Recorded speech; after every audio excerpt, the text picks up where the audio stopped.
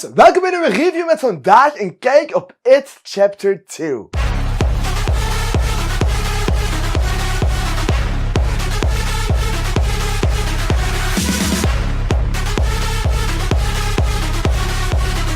Jongens. Toegegeven, It Chapter 1 is toch een van die surprises van 2017 die niemand had verwacht dat eigenlijk een groot succes zou worden. Oké, eerlijk gezegd, ik heb pas van die film gehoord toen die al lang uit de bioscoop was. Ik heb hem in 2017 gekeken, maar ik ben hem niet in de bioscoop gaan kijken. Ik ben hem toen thuis gaan kijken.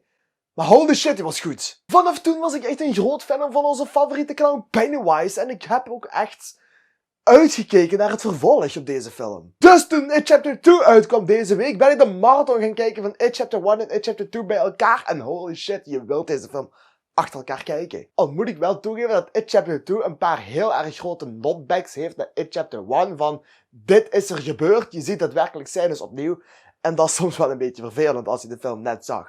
Maar laten we snel verder gaan met de review van It Chapter 2, want we willen allemaal weten wat de mening is over deze film. Is deze film inderdaad niet goed genoeg zoals zijn predecessor, zoals heel veel mensen zeggen? De film duurt bijna 3 uur. Is deze film inderdaad veel te lang? Zoals mensen zeggen, dat zie je nu in mijn review. For 27 years, I dreamt of you. I've missed you. We didn't stop it. I missed you.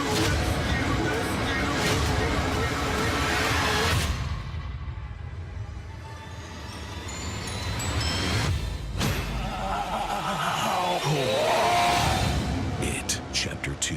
Rated R. My god, dit verhaal was één groot vraagteken. Waar je verwacht dat dit een direct vervolg wordt op It Chapter 1, zit je er totaal naast. De film is gebaseerd op It Chapter 1, maar is een complete standalone film. We leren alles opnieuw en er zitten veel nieuwe dingen in over de personages die we nog niet wisten. Deze film gaat ook echt over het overwinnen van je angsten en dat is dan wel weer goed. En ook de backstory van Pennywise was best tof gedaan. Verhaal 165 op 200. Al de personages zijn teruggekeerd op de ouders na. En het valt me op dat de dingen die ze als kind meemaken gewoon terugkomen. Maar dan in de vorm van een levensgezel. Bijvoorbeeld Eddie, geen overbezorgde obesitasmoeder, maar een obesitas overbezorgde vriendin. Ook is het mij opgevallen dat de personages niet echt zijn gegroeid over die 27 jaar qua persoonlijkheid.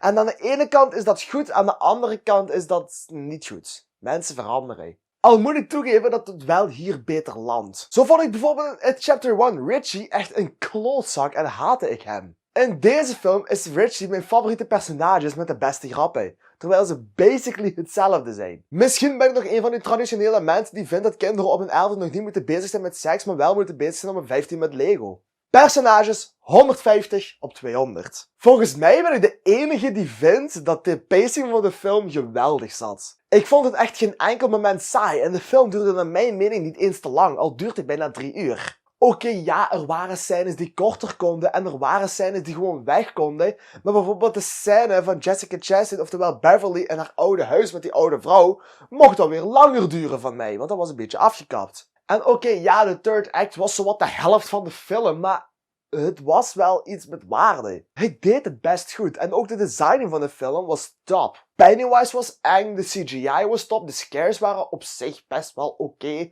En dat maakt de film en de designing van de film ook best wel een rond geheel wat het goed maakt. Pacing en designing 140 op 150. Het hele verhaal was eigenlijk een groot vraagteken met alles wat ik niet zag aankomen. Ik vroeg me de hele film eigenlijk al af waarom dat ze nu precies deze kant zijn opgegaan, behalve de kant van het boek dan. En ik vroeg me gewoon af van, dit is een rare keuze als je It Chapter 1 op die manier hebt gedaan. En als het op het einde duidelijk wordt wat er aan de hand is, mijn god, je wordt pissig.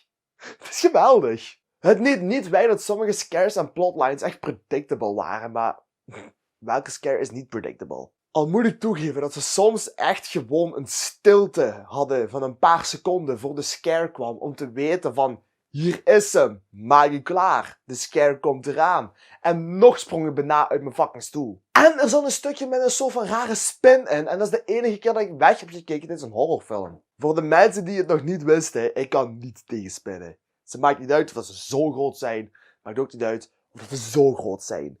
Ik kan niet tegen spinnen. Surprisement 75 op 100. De adults waren perfect de kinderen. De actors hebben het zo goed gedaan. Vooral Bill Hader, Jessica Chastain en James McAvoy. Ook Bill Skarsgård was echt weer top als Pennywise en hij was zo terrifying om te zien. En dan voor mij misschien nog wel de grootste surprisement, maar ik zag in de casting op het einde van de credits, zag je dat Stephen King een cameo speelt in deze film. Hij speelt namelijk een shopkeeper. Je moet er maar voor uitkijken, je vindt hem makkelijk, want hij is duidelijk te zien. Maar nu kunnen we even gaan bijkijken van hoe goed ik me eigenlijk voorbereid op films. Want ik wist niet eens dat Stephen King nog leefde. Je kan me hiervoor gaan haten en je mag hiervoor gaan disliken. Ik vind het allemaal niet erg.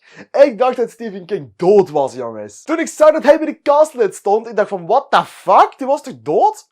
Nee, blijkbaar niet. Hij leeft nog. Wellicht het grootste surprise voor mij is dat hij nog maar 71 jaar is. Holy shit, what the fuck, dat wist ik niet. Ik moet wel zeggen trouwens dat de critics deze film minder vonden en ze geven hem een 58 op 100. Ik vond hem echt awesome en ik geef hem een 40 op 50. Net als op Letterboxd ook 4 sterren en een hartje 45 op 50. Dat brengt de totaalscore van It Chapter 2 op een 813 op 1000, oftewel een 8,1 op 10. Wat vond jij nou van It Chapter 2? Laat het weten in de comments hier beneden en ik zie je graag terug in de volgende video. Mensen, bedankt voor het kijken en bye bye.